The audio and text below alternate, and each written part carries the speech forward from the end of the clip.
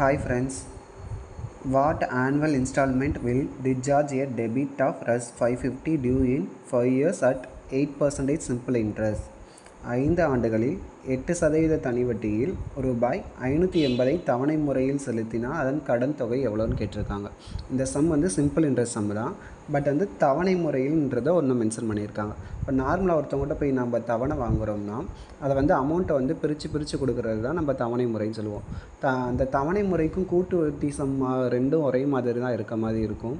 இப்போ கூட்டு வட்டியை பொறுத்தளவு நம்ம ஒவ்வொரு வருஷமும் வட்டியை வந்து பிரின்சிபல் இனிஷியல் அமௌண்ட்டோட கூட்டி அதுக்கு வந்து நம்ம ரேட்டாக திரும்ப வட்டி கண்டுபிடிச்சி கூட்டுவோம். ஆனால் தவணை முறை சம்மை பொறுத்தளவு நம்மளுக்கு வட்டியோட பர்சன்டேஜ் வந்து எப்போவுமே மாறாது. வட்டி அமௌண்ட் வந்து ஒவ்வொரு வருஷமும் ஒரே அமௌண்ட்டு தான் வரும். சரியா, அந்த அமௌண்ட்டை தான் நம்ம திரும்ப திரும்ப கூட்டுற மாதிரி இருக்கும். இப்போ இந்த சம் எப்படி சால்வ் பண்ணலாம்னா, ஃபஸ்ட் எடுத்து கிவன் டேட்டா இயர்ஸ் வந்து பார்த்தோம்னா 5 இயர்ஸ் கொடுத்துருக்காங்க.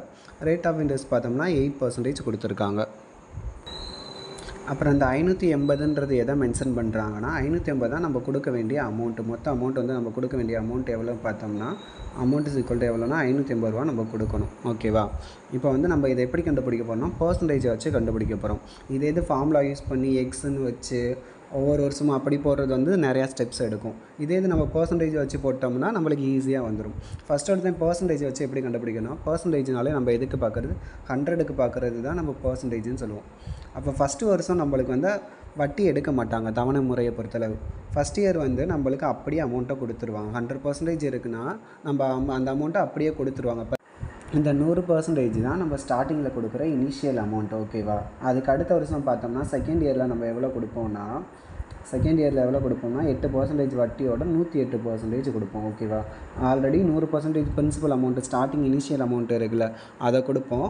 அதுக்கப்புறம் பார்த்தா வட்டி 8% வட்டி சொல்லியிருக்கனால 8% சேர்த்து கொடுப்போம். அதுக்கு அடுத்த வருஷம் தேர்ட் இயர் என்ன கொடுப்போம்னா, தேர்ட் இயர் இன்னொரு 8% சேர்த்து கொடுப்போம். அப்போ 8% சேர்த்தோம்னா எவ்வளோ வரும் பார்த்தோம்னா 116 பார்ப்போம். இதுதான் தவணை முறை சம்ஸை பொறுத்தளவு 8 தான் கூடிக்கிட்டே போகும். இதே இது கூட்டு வட்டியாக இருந்துச்சுன்னா அந்த 108க்கு திரும்ப 8% பார்ப்பீங்க. ஆனால் இங்கே வந்து அப்படி கிடையாது, 8% அப்படியே ஆட் ஆகிக்கிட்டே போகும். இப்போ தேர்ட் இயர் பார்த்தோம்னா 116%.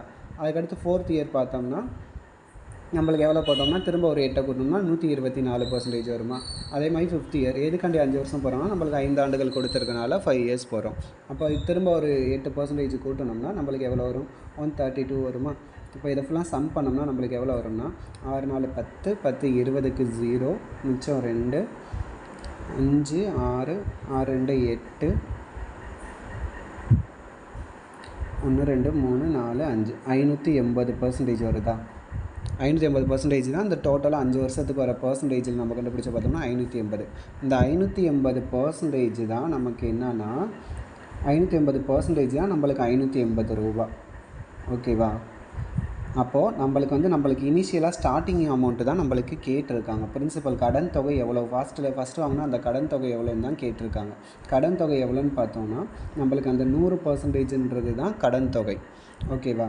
580%னா 580னா 100% எவ்வளோ நம்மளுக்கு வரும், பாக்ஸ் மெத்தடில் போட்டோம்னா அப்படியே நம்ம கிராஸாக மல்டிபிள் பண்ணி போடுவோம்ல, அப்படி இல்லைனா டேரெக்டாகவும் சொல்லலாம். 580% 580னா 100% எவ்வளோ, 100ன்றது டேரெக்டாகவே ஆன்சரில் வந்துடும். இல்லைனா கிராஸாக மல்டிபிள் பண்ணி அடித்து கொடுத்தாலும் நம்மளுக்கு அதே தான் வரும்.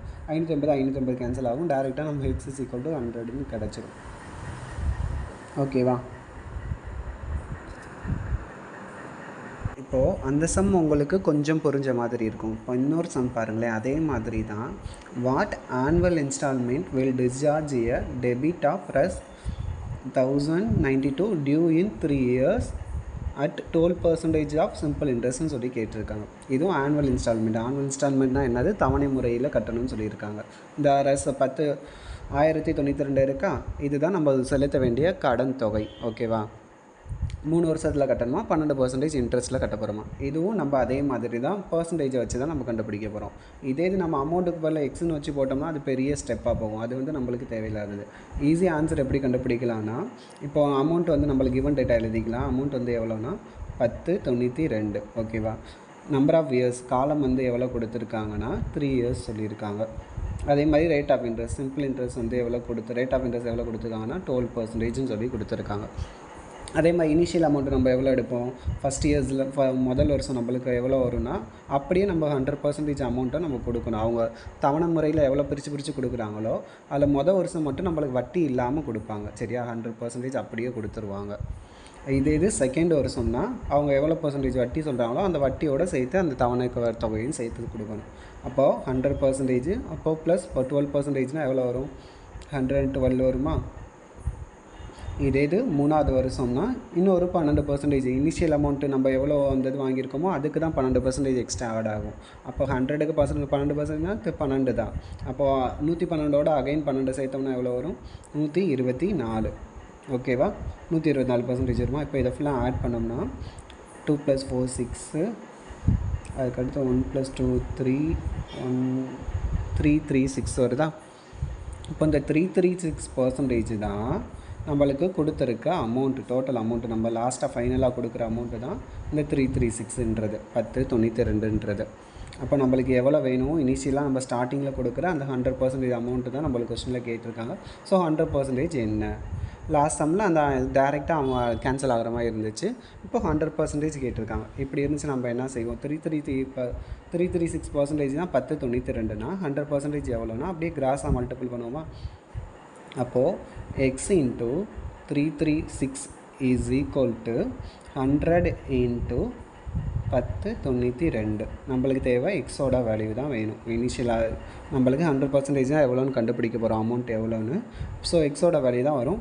இங்கிட்டு மல்டிபிள் இருக்கிறது இங்கிட்டு போகிறப்ப டிவைடில் வந்துடுமா. 100 × 1092 டிவைடட் பை 336. இப்போ நம்ம இதை கேன்சல் பண்ணோம்னா 1 3 3, 1 3 3, 2 3 6. அதே மாதிரி இங்கே கேன்சல் பண்ணோம்னா 3 3 9, மிச்சம் 1, 6 3 18, மிச்சம் 1, 4 3 12. ஓகேவா. அகைன் இப்போ 2 டேபிள்ஸில் கேன்சல் பண்ணலாமா.